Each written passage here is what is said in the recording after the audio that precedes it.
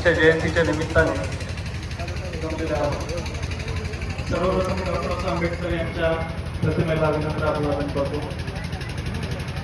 आदरणीय व्यासपीठ मॅडम खेळवले साहेब आणि इथं जमलेला सर्व नागरिक सर्वांना सर्वप्रथम मी जय भीम करतो. जय भीम.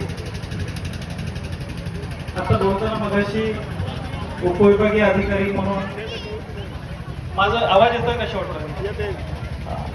मी उपविभागीय अधिकारी बीड नाही आहे, मी उपविभागीय अधिकारी माजलगाव आहे आणि माझ्याकडे 3 तालुके आहेत, माजलगाव, धारूर आणि वडवणी. त्यामुळे सिरसाळा हे जे गाव आहे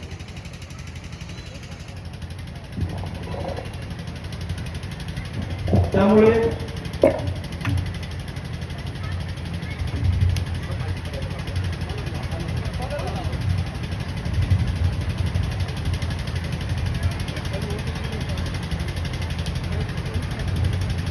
सिरसाळा हे माझ्या हद्दीपासून फार दूर नाही आहे.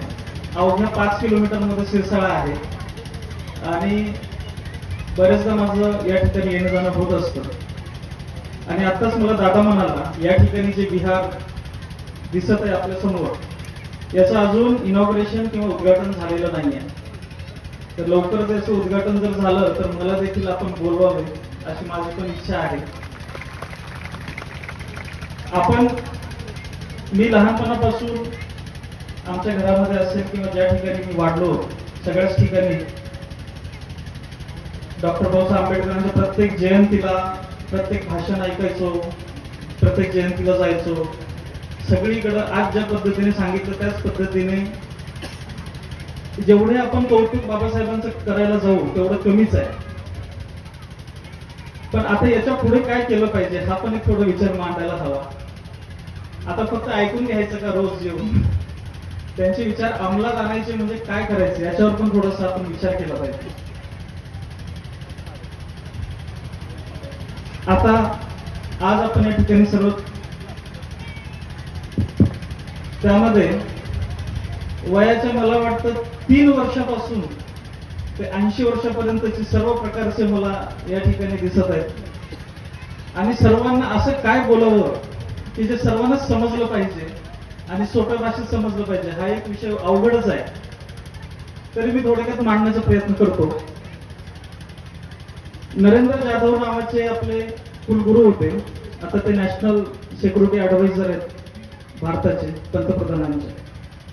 त्यांनी एक पुस्तक लिहिलेलं होतं मी आणि माझा बाप नावाचं.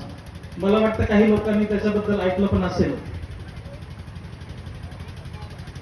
त्यांनी देखील बाबासाहेबांच्या विचारांवर चालूनच काम केलेलं आहे. उत्कृष्ट काम केलं. ते पण इकॉनॉमिस्ट झाले, उत्कृष्ट इकॉनॉमिस्ट झाले. त्यामध्ये ते मुलगा विचारत असतो असं काय करावं मी माझ्या आयुष्यामध्ये, मी काय करू असं ते विचारत असतो. त्याचे वडील काय म्हणतात, तुम्हाला जर तुमचा मुलगा विचारत असेल 17, 18, 25 वर्ष झालं, आपल्या बरेच तरुण वर्ग असतो ज्यांना प्रॉपर नोकरी नसते किंवा काय करावं कळत नाही. आणि काय करावं म्हटल्याच्या नंतर आपल्याला विचारलं आपल्याकडे उत्तर नसतं. आपण काय म्हणतो अभ्यास कर. कशाचा अभ्यास कर?